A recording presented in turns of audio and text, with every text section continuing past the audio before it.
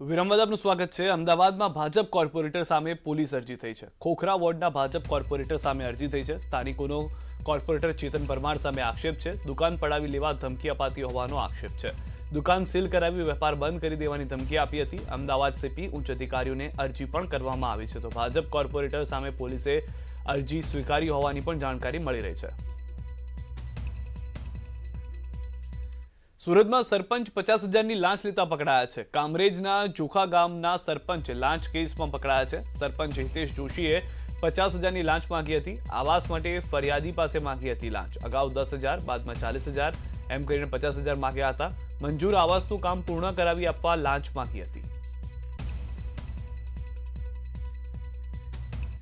સુરતમાં હની ટ્રેપના કેસમાં બે લોકોની ધરપકડ થઈ ચૂકી છે। પુણામાં હીરા વેપારી સાથે થઈ હતી હની ટ્રેપની ઘટના। પોલીસે એક મહિલા સહિત બે લોકોને પકડ્યા છે। વેપારીને ફસાવી 3 લાખ રૂપિયા પડાવ્યા હતા। પોલીસના મતે હની ટ્રેપમાં કુલ 9 આરોપીઓ છે। સીસીટીવીના આધારે પોલીસે 2ની ધરપકડ કરી છે। બાકીના 7ની શોધખોળ શરૂ છે। ખેડામાં બાળ તસ્કરી કેસમાં વધુ એક ખુલાસો થયો છે। તપાસમાં વધુ એક બાળક અમદાવાદમાં વેચાયાનું ખુલ્યું છે।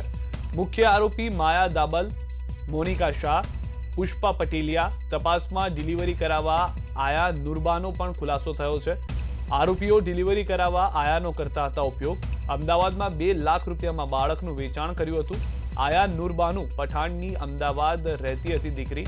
દીકરીને સરોગસી માતા બનાવી બાળકનું કર્યું હતું વેચાણ। બાળક લેનાર દંપતીની નડિયાદ પોલીસે તપાસ શરૂ કરી છે। આયા નુરબાનુની દીકરીને અંગે હાલમાં પોલીસે મૌન સેવ્યું છે।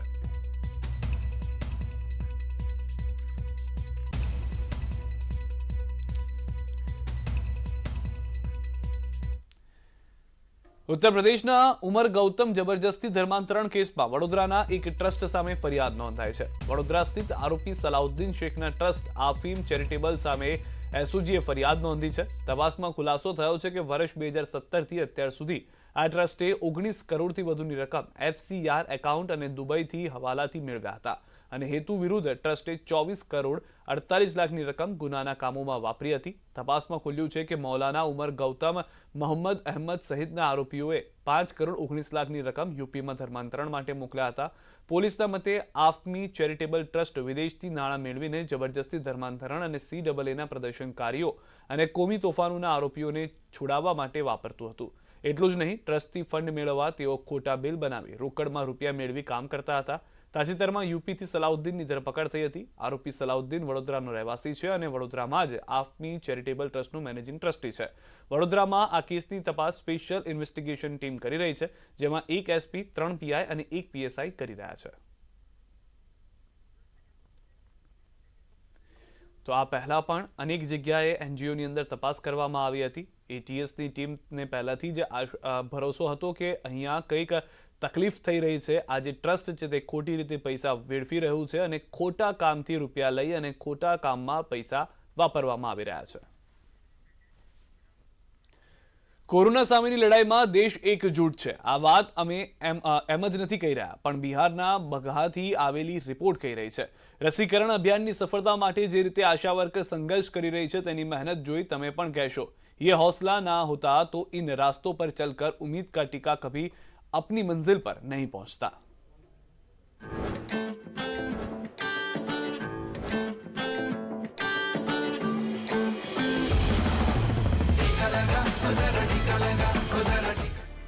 सड़क का नामो निशान नहीं है, लेकिन यहाँ लोग इसी दलदल को सड़क के नाम से जानते हैं, जिस पर चलने की नाकाम कोशिश में काफी देर से ये भारी भरकम ट्रैक्टर दलदल के बीच फंसा हुआ है। ड्राइवर ने इंजन का पूरा जोर लगा दिया है, लेकिन ट्रैक्टर का पहिया है कि टस से मस होने का नाम ही नहीं ले रहा है। ट्रैक्टर की पिछली ट्रॉली पर सवार आशा दीदियां दम साध कर बैठी हैं कि इस दलदल से निकले तो आगे का सफर जारी हो। अचानक हिचकोले खाती ये ट्रैक्टर कीचड़ में लथपथ होकर किसी तरह बाहर निकल जाती है और इस तरह आशा दीदियां अपने आगे के सफर पर रामनगर के उस दोन इलाके की तरफ बढ़ती चलती हैं, जिसे सैलाब ने इन दिनों टापू बना दिया है। हालांकि बगहा में टीकाकरण के लिए निकली आशा दीदियों के रास्ते में मुश्किलें हजार हैं, लेकिन फिर भी बिहार के बगहा में उम्मीदों का टीकाकरण बेरोक टोक जारी है। हमारे जो टीकाकर्मी हैं उनको पैदल ट्रैक्टर छोड़ करके पैदल कीचड़ होते हुए पार करना पड़ा है जंगल। तो किसी तरह से हम लोग पहुंच गए हैं वहाँ और काम शुरू कर दिया है।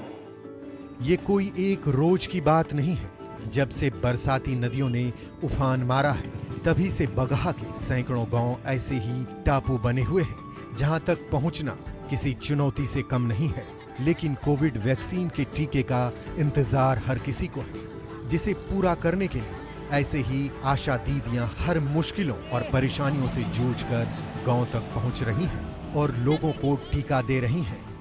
काम शुरू कर दिया है। लगभग 4000 डोज वहाँ भेजा गया है पूरे जोन के लिए।